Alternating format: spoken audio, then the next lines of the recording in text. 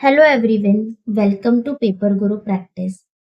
तो आज हम देखने वाले हैं यूजीसी नेट सेट कॉमर्स के यूनिट 1 के most repeated previous year questions जो आपकी प्रिपरेशन के लिए काफ़ी यूजफुल रहेंगे।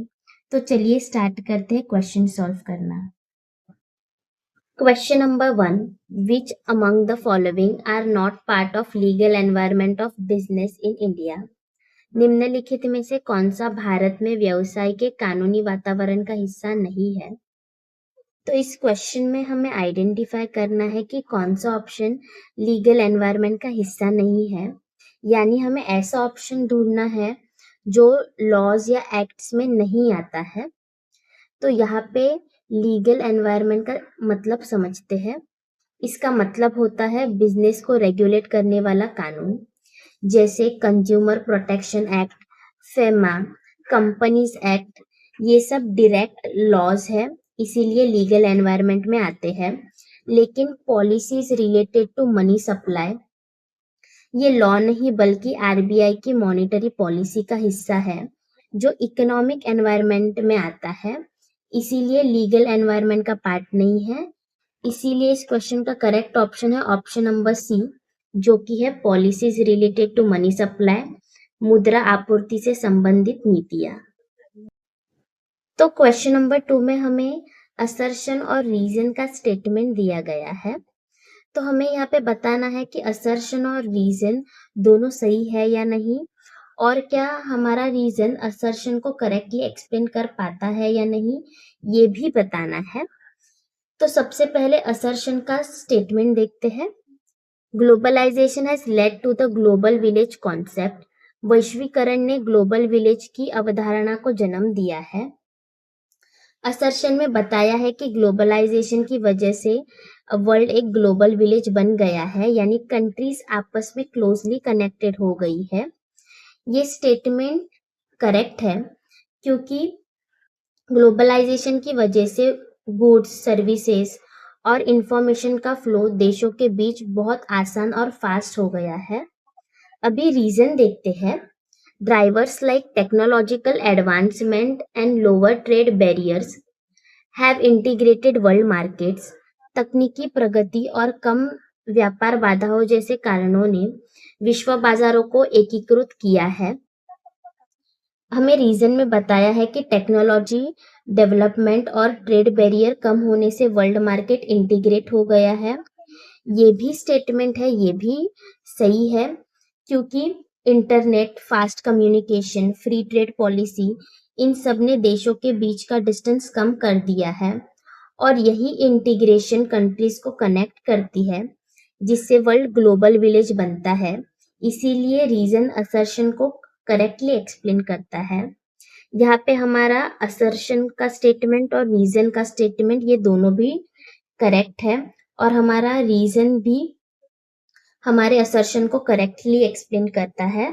तो इसीलिए इस क्वेश्चन का करेक्ट ऑप्शन है option number A. Both A and R are correct and R is the correct explanation of ए।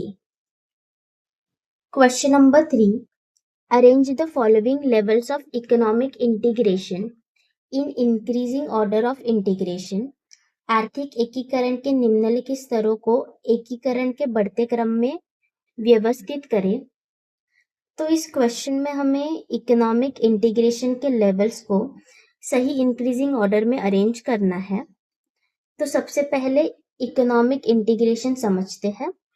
इसका मतलब है जब डिफरेंट कंट्रीज आपस में जुड़कर ट्रेड आसान कर देती है और एक ही सिंगल मार्केट की तरह काम करती है। और इसमें सबसे पहले आता है फ्री ट्रेड एरिया, जहां मेंबर्स कंट्री आपस में टैरिफ हटा देती है और नॉन मेंबर्स कंट्री के लिए हर कंट्री अपना अलग टैरिफ या टैक्स रखती है। इसके बाद सेकेंड नंबर पे आता है कस्टम्स यूनियन, जहां मेंबर्स कंट्री आपस में टैक्स हटा देती है और नॉन मेंबर कंट्री से आने वाले जो गुड्स है उस पर एक ही जैसा टैक्स लगाती है। इसके बाद आता है कॉमन मार्केट, जहां गुड्स के साथ लेबर्स और कैपिटल भी फ्रीली मूव करते हैं। और सबसे लास्ट में आता है इकोनॉमिक यूनियन।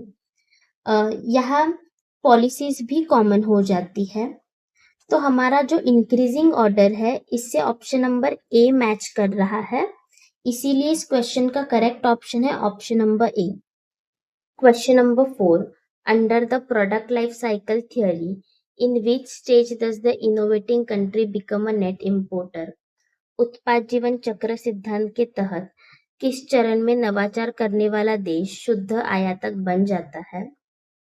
तो इस क्वेश्चन में पूछा गया है कि प्रोडक्ट लाइफ साइकिल थ्योरी के अनुसार वह कौन सा स्टेज होता है जहां कंट्री प्रोडक्ट को इनिशियली इनोवेट करती है, वही बाद में उस प्रोडक्ट की इंपोर्टर बन जाती है। तो प्रोडक्ट लाइफ साइकिल के शुरुआत में प्रोडक्ट को जिस कंट्री ने इनोवेट किया है होता है वहीं पर ही उसका प्रोडक्शन भी होता है। लेकिन जैसे जैसे प्रोडक्ट मैच्योर होता है, प्रोडक्शन धीरे धीरे लो कॉस्टिंग कंट्री में शिफ्ट हो जाता है, क्योंकि वहाँ पे जो कॉस्ट है वो कम होती है। आखिर में स्टैंडर्डाइज प्रोडक्ट स्टेज आता है जहाँ प्रोडक्ट फुल्ली स्टैंडर्डाइज हो जाता है और प्रोडक्शन मोस्टली डेवलपिंग कंट्रीज में होने लगता है, जिससे जो इनोवेटिंग कंट्री है वो खुद उस प्रोडक्ट को इंपोर्ट करने लगती है। तो इसीलिए इस क्वेश्चन का आंसर है ऑप्शन नंबर डी, जो कि है standardize product stage. Question number 5, match list one with list two. इस क्वेश्चन में हमें इंस्टीट्यूशंस को उनके करेक्ट फंक्शंस के साथ मैच करना है। तो हमारा ए वाला ऑप्शन है आईएमएफ, इंटरनेशनल मॉनेटरी फंड। इसका मेन रोल है बैलेंस ऑफ पेमेंट को सपोर्ट देना, इसीलिए आईएमएफ का करेक्ट ऑप्शन है ऑप्शन नंबर 2, जो कि है बैलेंस ऑफ पेमेंट सपोर्ट, भुगतान संतुलन सहायता। बी ऑप्शन है डब्ल्यूटीओ, वर्ल्ड ट्रेड ऑर्गेनाइजेशन। इसका फंक्शन है इंटरनेशनल ट्रेड रूल्स को रेगुलेट करना और ट्रेड इन सर्विसेज को भी ये कवर करता है। इसका करेक्ट ऑप्शन है option number 1, trade in services, सेवाओं में व्यापार। देन सी ऑप्शन है UNCTAD, united nations conference on trade and development. ये डेवलपिंग कंट्रीज के लिए ट्रेड और डेवलपमेंट रिलेटेड रिपोर्ट्स पब्लिश करता है। इसका करेक्ट ऑप्शन है option number 4, trade and development report, व्यापार और विकास रिपोर्ट। लास्ट वाला ऑप्शन है IBRD, international bank for reconstruction and development. इसका मेन रोल है डेवलपमेंट प्रोजेक्ट्स के लिए फाइनेंशियल असिस्टेंस देना, इसीलिए इस क्वेश्चन का करेक्ट ऑप्शन है ऑप्शन नंबर 3, डेवलपमेंट असिस्टेंस, विकास सहायता। हमारे सभी पेयर सही तरीके से ऑप्शन नंबर ए से मैच करते हैं, इसीलिए इस क्वेश्चन का करेक्ट ऑप्शन है option number A. Question number 6, which of the following is a non-tariff barrier that restricts the quantity of goods? निम्नलिखित में से कौन सा एक गैर प्रशुल्क बाधा है जो वस्तुओं की मात्रा को प्रतिबंधित करता है? यानी इस क्वेश्चन में हमें ऐसा मेजर आइडेंटिफाई करना है जो टैक्स नहीं है लेकिन इंपोर्ट की क्वांटिटी को कंट्रोल करता है। जो एड वैलोरम ड्यूटीज है, एंटी डंपिंग ड्यूटीज है और काउंटरवेलिंग ड्यूटीज है, ये सभी टैरिफ्स है, यानी टैक्स बेस्ड मेजर है, इसीलिए ये नॉन टैरिफ में नहीं आते। इंपोर्ट कोटास एक नॉन टैरिफ बैरियर है जिसमें गवर्नमेंट डायरेक्टली लिमिट लगा देता है कि किसी प्रोडक्ट की कितनी क्वांटिटी इंपोर्ट हो सकती है, इसीलिए क्वांटिटी को रेस्ट्रिक्ट करता है। इसीलिए इस क्वेश्चन का करेक्ट ऑप्शन है option number B, import quotas, आयात quota. Question number 7, in the balance of payments account unilateral transfers like gifts are recorded in. भुगतान संतुलन खाते में उपहार जैसे एकपक्षीय हस्तांतरण कहाँ दर्ज किए जाते हैं? इस क्वेश्चन में पूछा गया है कि बैलेंस ऑफ पेमेंट्स में गिफ्ट जैसे यूनिलैटरल ट्रांसफर्स किस अकाउंट में रिकॉर्ड होते हैं, ये हमें बताना है। तो बैलेंस ऑफ पेमेंट्स में करंट अकाउंट और कैपिटल अकाउंट होते हैं, जहां करंट अकाउंट में गुड्स, सर्विसेज और ट्रांसफर्स आते हैं, यूनिलैटरल ट्रांसफर्स जैसे गिफ्ट्स, डोनेशन आदि में कोई एक्सचेंज नहीं होता, इसीलिए ये करंट अकाउंट के ट्रांसफर कंपोनेंट में रिकॉर्ड किए जाते हैं। इसीलिए इस क्वेश्चन का करेक्ट ऑप्शन है ऑप्शन नंबर बी, जो कि है करंट अकाउंट, चालू खाता। Question number 8. Which mode of entry into international business involves the lowest risks and control? अंतरराष्ट्रीय व्यापार में प्रवेश के किस तरीके में सबसे कम जोखिम और नियंत्रण शामिल है? इस क्वेश्चन में पूछा गया है कि इंटरनेशनल बिजनेस में ऐसा कौन सा एंट्री मोड है जिसमें रिस्क और कंट्रोल दोनों भी सबसे कम होते हैं? तो joint ventures, direct exporting, wholly owned subsidiary में कंपनीज का इन्वॉल्वमेंट ज्यादा होता है, इसीलिए रिस्क और कंट्रोल भी ज्यादा होते हैं।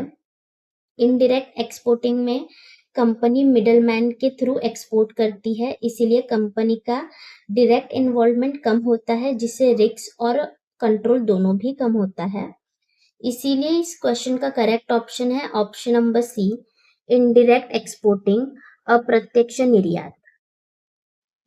Question number 9.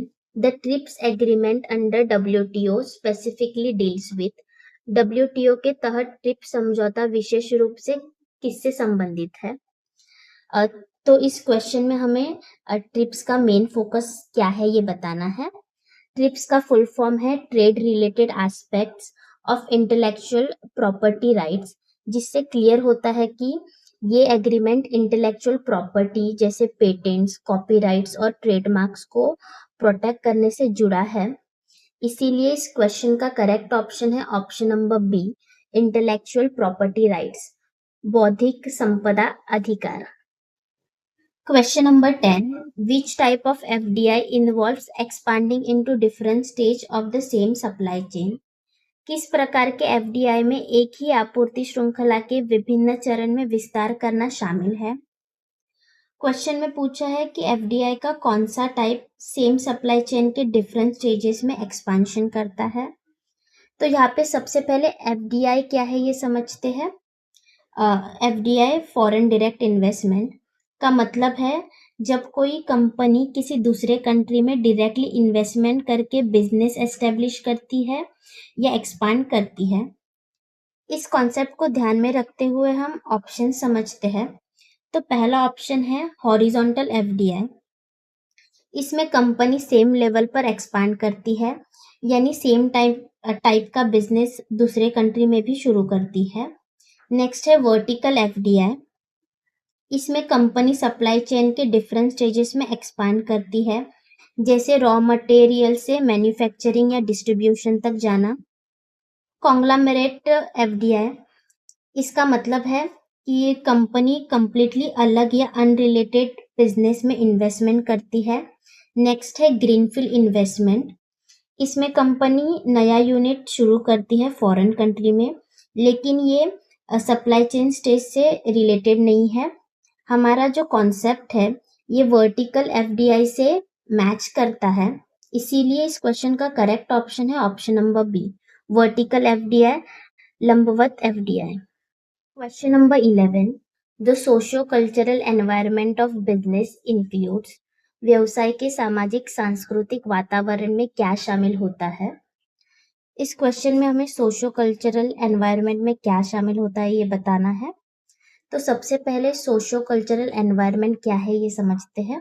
इसका मतलब होता है सोसाइटी से जुड़ी हुई चीजें, जैसे लोगों के वैल्यूज, बिलीव्स, एटीट्यूड्स और लाइफस्टाइल्स, जो उनके बिहेवियर और बाइंग डिसीजंस को इन्फ्लुएंस करते हैं। ये कॉन्सेप्ट ऑप्शन नंबर बी से मैच होता है, इसीलिए इस क्वेश्चन का करेक्ट ऑप्शन है option number B, values, beliefs and lifestyles, मूल्य, विश्वास और जीवन शैली। Question number 12. Which of the following describes the trade diversion effect? निम्नलिखित में से कौन व्यापार विचलन प्रभाव का वर्णन करता है?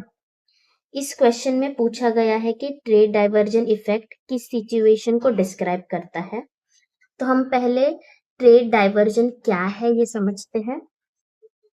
ट्रेड डाइवर्जन तब होता है जब country low cost member country से इंपोर्ट करना छोड़कर हाई कॉस्ट मेंबर कंट्री से इंपोर्ट करने लगती है। क्योंकि ट्रेड एग्रीमेंट की वजह से मेंबर कंट्रीज को रेफरेंस मिलता है और इसीलिए जो हमारा करेक्ट ऑप्शन है इस क्वेश्चन का वो है option number B, low cost non member to high cost member, कम लागत वाले गैर सदस्य से उच्च लागत वाले सदस्य तक।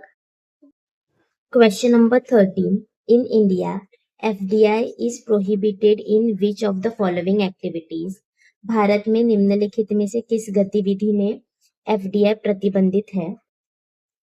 यहाँ पे पूछा गया है कि इंडिया में एफडीआई किस एक्टिविटी में अलाउ नहीं है, यानी हमें ऐसा ऑप्शन आइडेंटिफाई करना है जहाँ पे फॉरेन इन्वेस्टमेंट पूरी तरह प्रोहिबिटेड है। तो इंडिया में कुछ सेक्टर्स हैं जहाँ पब्लिक इंटरेस्ट और फाइनेंशियल सेफ्टी को ध्यान में रखते हुए एफडीआई पूरी तरह से रेस्ट्रिक्ट है, जैसे चीट फंड्स और निधि कंपनी, क्योंकि ये डायरेक्टली पब्लिक मनी हैंडलिंग से जुड़ी होती है। इसीलिए इस क्वेश्चन का करेक्ट ऑप्शन है option number B, chit funds and nidhi companies, chit fund और निधि कंपनियां। Question number 14. What is the main objective of the agriculture agreement under WTO? WTO के तहत कृषि समझौते का मुख्य उद्देश्य क्या है? तो इस क्वेश्चन में हमें इस एग्रीमेंट का मेन ऑब्जेक्टिव्स बताना है। इसका मेन ऑब्जेक्टिव है एग्रीकल्चर सेक्टर में फेयर कंपटीशन प्रमोट करना, जिसमें कंट्रीज को अपनी डोमेस्टिक सपोर्ट और एक्सपोर्ट सब्सिडीज को रिड्यूस करना होता है ताकि ग्लोबल ट्रेड बैलेंस्ड और फेयर बन सके। इसीलिए इस क्वेश्चन का करेक्ट ऑप्शन है option number C, to reduce domestic support and export subsidies, घरेलू सहायता और निर्यात सब्सिडी को कम करना। Question number 15, which economic system is characterized by the coexistence of private and public sectors? कौन सी आर्थिक प्रणाली निजी और सार्वजनिक दोनों क्षेत्रों के सहअस्तित्व की विशेषता है? तो इस क्वेश्चन में पूछा गया है कि कौन सी इकोनॉमिक सिस्टम में प्राइवेट सेक्टर और पब्लिक सेक्टर दोनों साथ साथ एग्जिस्ट करते हैं। तो हमारा पहला ऑप्शन है कैपिटलिस्ट इकोनॉमी, इसमें मेनली प्राइवेट सेक्टर डोमिनेट करती है। नेक्स्ट है सोशलिस्ट इकोनॉमी, इसमें गवर्नमेंट सेक्टर का कंट्रोल ज्यादा होता है। और थर्ड ऑप्शन है मिक्स्ड इकोनॉमी, इसमें प्राइवेट और पब्लिक दोनों भी सेक्टर साथ साथ काम करते हैं। इसीलिए इस क्वेश्चन का करेक्ट ऑप्शन है option number C, mixed economy, मिश्रित अर्थव्यवस्था। तो ये थे यूनिट 1 के most repeated previous year questions. Unit 2 के भी most repeated previous year questions जल्दी ही आएंगे। अगर ये वीडियो आपको अच्छा लगा हो तो प्लीज़ इस चैनल को लाइक, शेयर एंड सब्सक्राइब कीजिए। Keep practicing. मिलते हैं नेक्स्ट वीडियो में। Bye and thanks for watching.